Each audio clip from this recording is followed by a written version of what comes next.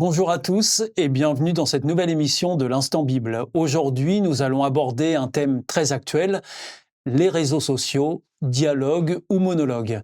Les réseaux sociaux promettent la connexion et l'échange, mais que dit la Bible au fond d'une communication saine?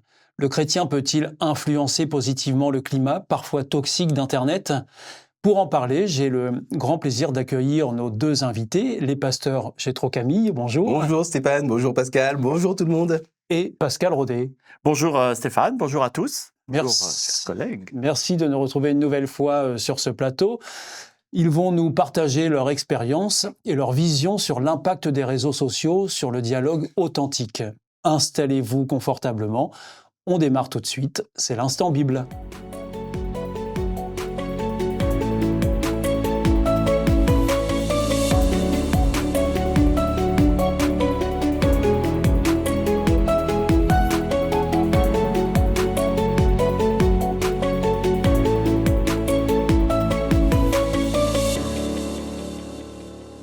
Alors on le disait, les réseaux sociaux permettent-ils vraiment un dialogue authentique ou ne font-ils que renforcer des monologues? Pasteur Gétro Camille, qu'est-ce que vous en pensez? Je vais prendre un parti pris. Je vais être radical et je vais être peu nuancé exprès. Je pense qu'ils ont tendance à renforcer les monologues pour une raison très simple, c'est une raison économique. Les grands réseaux sociaux sont des plateformes qui sont conçues par des entreprises dont le but n'est pas de favoriser le dialogue, mais de maximiser le temps que vous allez passer dessus pour pouvoir monétiser votre temps de cerveau en vous passant de la pub ou en faisant souscrire à des abonnements premium, de luxe, en fait, que sais-je. Par conséquent, ils sont prévus pour favoriser tout ce qui relève de la réaction, tout ce qui relève de l'éructation, et pas tellement de l'écoute bénéfique, l'écoute est bien... L'éructation? Éructer, c'est quand je vais, au lieu de dire bonjour, comment ça va, j'ai réussi, je vais dire bonjour, comment ça va. Voilà, je vais parler très fort, c'est éructer. Et alors, pasteur Pascal Rodet, qu'est-ce que vous en pensez, vous, des réseaux sociaux, une communication authentique? Alors une communication authentique pour ceux qui le vivent, oui, c'en est une, puisqu'ils sont à fond dedans. Mais c'est vrai que ça reste une communication courte et plutôt monologue. Ça soit d'ailleurs au fil des années. Hein. Quand les réseaux sociaux ont commencé, on pouvait mettre pas mal de textes, voire aussi des vidéos d'1 minute ou de 5 minutes, etc. Mais on se rend compte qu'année après année, et on va découvrir qu'on peut faire des shorts, c'est-à-dire 30 secondes, hein, des bouts, 15 secondes maintenant, parce que on est tellement en train de scroller, d'aller voir très vite, que maintenant c'est vite, il faut que ce soit rapide, non nuancé, direct, une seule prise et ça doit partir. Et alors donc, la question qu'on peut se poser, parce que quand on va sur ces réseaux, on se rend compte que parfois, ça suscite des commentaires, des réactions, un peu disproportionnées ou inappropriées, ou derrière son écran, il est facile, de s'insulter parfois. Comment est-ce qu'on pourrait, imaginer une communication, respectueuse, un dialogue respectueux sur ces plateformes numériques, pasteur Gétro Camille? Je vais être obligé d'être un petit peu technique, parce que finalement, la problématique à la base, elle est technique. Il y a des gens qui étudient la psychosociologie, qui ont été employés par ces entreprises pour permettre à chaque individu et inciter chaque individu de s'enfermer dans son propre système de croyances. C'est ce qu'on appelle, c'est une expression très célèbre maintenant à notre époque, c'est ce qu'on appelle la bulle cognitive. Autrement dit, je ne m'intéresse qu'à des contenus qui viennent renforcer mes propres croyances et on ne me met en relation qu'avec des gens ou des contenants qui vont renforcer mes propres croyances. Cela, ça n'est pas une bonne base pour le dialogue. Si je ne discute avec mon ami Pascal et collègue Pascal que quand on est d'accord sur un sujet ou que sur les sujets sur lesquels on est d'accord, ce sera nécessairement un appauvrissement de la pensée et puis 2, un appauvrissement spirituel. Parce que c'est précisément là où on a un désaccord que Pascal peut m'apporter quelque chose, m'aider à nuancer certains de mes points de vue, il peut m'aider à grandir. Donc on comprend la technique qui est à la base. La technique qui est à la base, c'est tu aimes l'écologie, je vais te donner l'écologie. Tu es raciste, je vais te donner du racisme. Tu es pour l'économie, je vais te donner l'économie. Quand on comprend comment ça fonctionne, alors on peut entreprendre une démarche délibérée pour sortir un peu de sa zone de confort et apprendre à écouter autrui là où autrui se trouve et non pas là où moi je me trouve. C'est ça la base du dialogue. C'est deux personnes qui sont à deux endroits différents et qui construisent au travers d'un pont le dialogue, qui construisent un univers commun. Et c'est vrai que si on n'y fait pas attention, le grand danger final, c'est que à croire que il y a que du monde qui est écologique, raciste, etc. On se dit, ça veut dire ah ben c'est bien, je suis pas tout seul, tout le monde y est. Tout le monde Puisqu'il y a que ça sur ma fil. page, mon fil, donc ça veut dire que tout le monde y est. Ben non, parfois il faut forcer le système pour voir d'autres pensées, d'autres idées, et c'est comme ça qu'arrive en effet le racisme comme étant. On se dit mais pourquoi ça augmente? Ben oui, tout le monde croit que tout le monde y est, donc forcément c'est problématique. D'ailleurs, si je peux réagir à cela, si jamais j'avais une discussion avec mon ami et collègue Pascal et qu'on a un désaccord, cela nous demanderait un effort de concentration, un effort de dialogue, un effort d'écoute pour arriver à se comprendre et arriver à s'entendre et trouver une voie moyenne. Ou au moins bien comprendre la position respective de l'un de l'autre. C'est pas du tout l'époque dans laquelle on vit et c'est pas vraiment ce que favorisent les réseaux sociaux. Dans les réseaux sociaux, on va plutôt favoriser. Alors, je diabolise exprès. Je prends un peu le parti pris du contre. Bien sûr, il faut nuancer mon propos, mais n'empêche qu'on favorise quand même beaucoup la réaction immédiate et que malheureusement, il faut le dire, quitte à passer pour un vieux réactionnaire, ce qui n'est pas complètement faux. Voilà, ça c'est dit. Voilà, c'est vrai. Mais il faut dire quand même que la capacité d'attention, et ça ce sont quand même des données scientifiques, la capacité d'attention et de concentration des générations diminue au fil du temps depuis que ces choses-là sont rentrées. Et la capacité et la volonté de faire des efforts pour entendre l'autre diminue en proportion également. Donc je crois que les réseaux sociaux, on peut y dialoguer, c'est quand même possible, mais ça demande un effort et c'est pas exactement l'endroit idéal pour cela. Et alors donc, pasteur Pascal Rodet, quand nous sommes conscients de tout ce qui vient d'être dit ici, est-ce que nous pouvons influencer malgré tout de manière positive les discussions en ligne quand on y participe? Alors, je vais prendre mon côté un peu positif, parce que je suis toujours, enfin, j'essaye d'être toujours positif. C'est bien. Oui, ça aide énormément. Oui, je crois qu'il y a une influence qui est faisable. Il faut, par contre, le faire consciemment, le vouloir, prendre du temps. Et c'est ça tout le problématique, parce que au travers de certains posts qui nous paraissent aberrants, un commentaire de rappel de certaines choses sur le respect relationnel, etc., là, le dialogue commence. Est-ce que ça va être lu? Est-ce que ça va changer quelque chose? Pas forcément. Mais c'est quand même mieux de mettre un commentaire qui va donner une autre opinion que de retweeter le tweet ailleurs sans avoir vérifié ou compris l'information.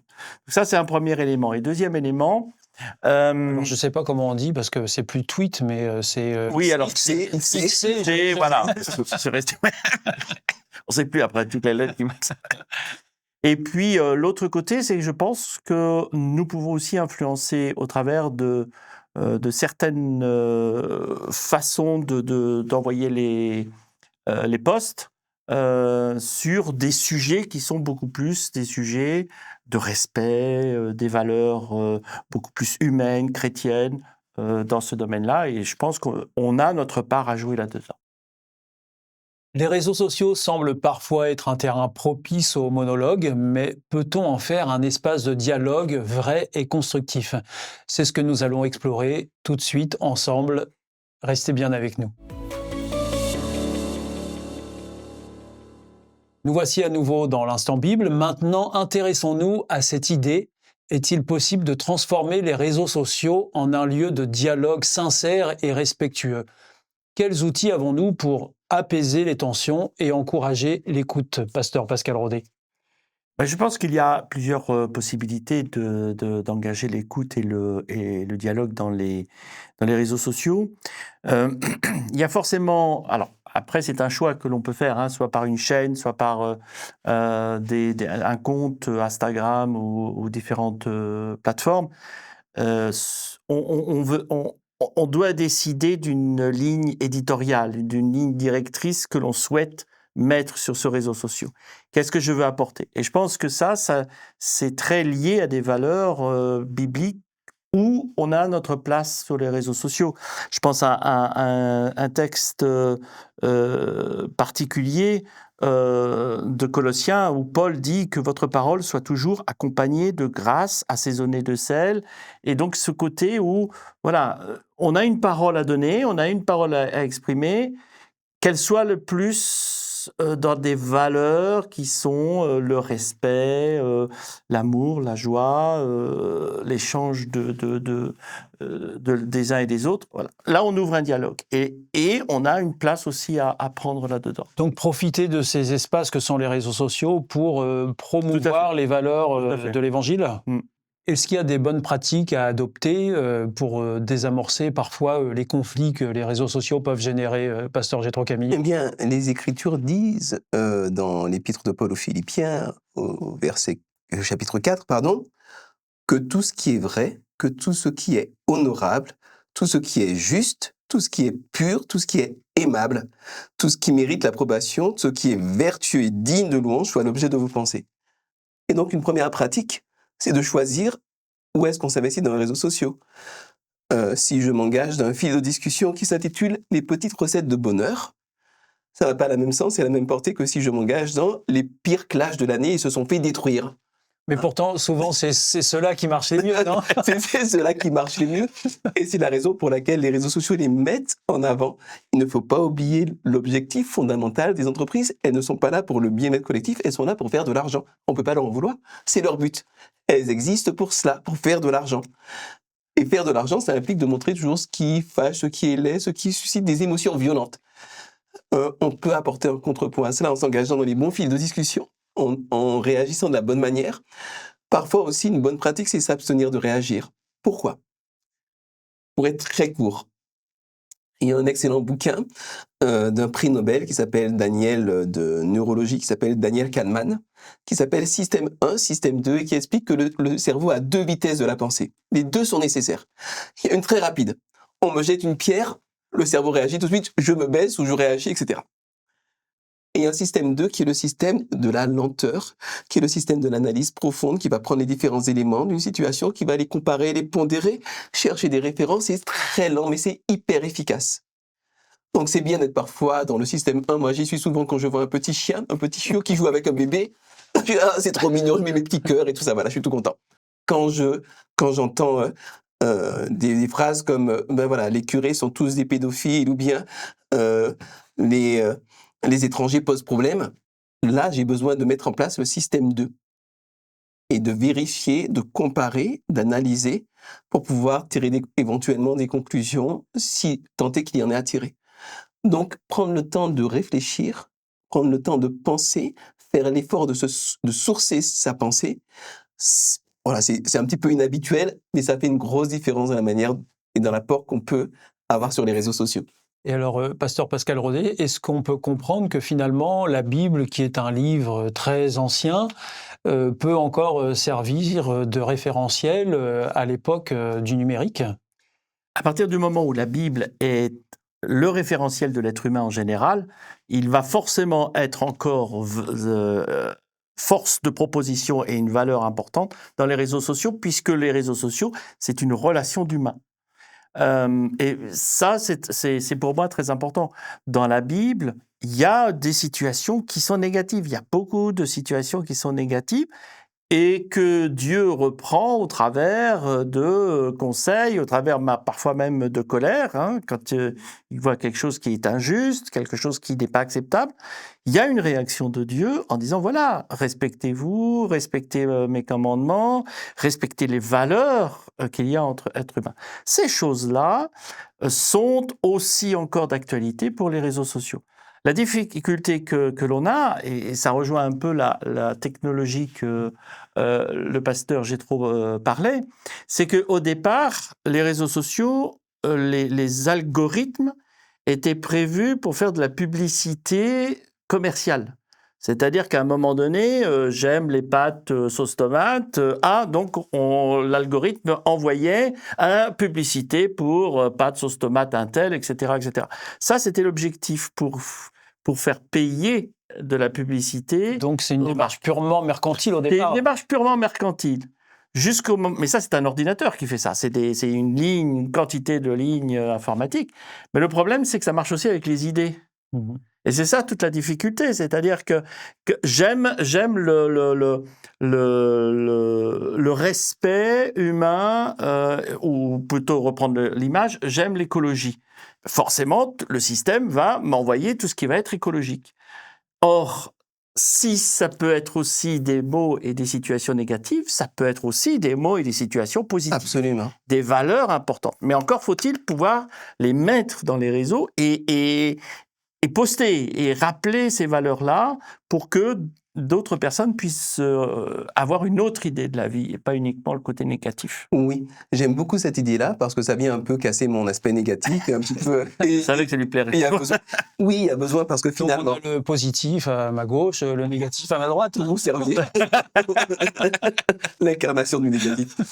Je ne sais pas si vous connaissez le micro-ciblage maintenant qui est fait par les hommes politiques sur les réseaux sociaux. Avant, c'était simple. Il y avait un programme politique, un candidat qui disait le même message à 60 millions de Français. Maintenant, chaque Français va entendre la partie du message de l'homme politique qui le concerne et qui va appuyer dessus. Il y a vraiment un micro-ciblage. Le but, c'est de créer des micro-familles qui vont tous dans le même sens finalement, mais de créer des micro-familles. Et si on peut créer des micro-familles pour soutenir des programmes politiques, je crois aussi qu'on peut créer des micro-familles pour soutenir Jésus-Christ, pour soutenir le bien, pour soutenir les valeurs positives, et utiliser ces outils-là dans ce sens-là. Je crois que ça fait vraiment sens, effectivement, malgré tous les dangers que, en tant que vieux réactionnaire, je ne manquerai pas de souligner. Voilà, nous arrivons au terme de notre discussion. Merci à nos deux invités pour leur partage éclairant. On l'a vu, aujourd'hui, les réseaux sociaux peuvent être des outils formidables de dialogue ou des espaces de monologue selon ce qu'on souhaite en faire. Si cette émission vous a inspiré à repenser votre manière de communiquer en ligne, et si vous pensez que la Bible peut aussi être une source d'inspiration dans le domaine, alors nous avons le grand plaisir de vous offrir gratuitement une Bible pour découvrir par vous-même ses enseignements de sagesse.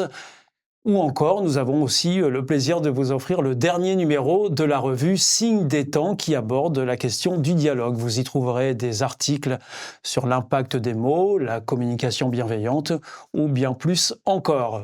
Pour les recevoir, il vous suffit juste de nous les demander à l'adresse qui s'indiquera juste après. Merci de nous avoir suivis. Je vous donne rendez-vous pour un prochain Instant Bible très rapidement. Messieurs, merci beaucoup. Merci. À bientôt. Au revoir. Au revoir.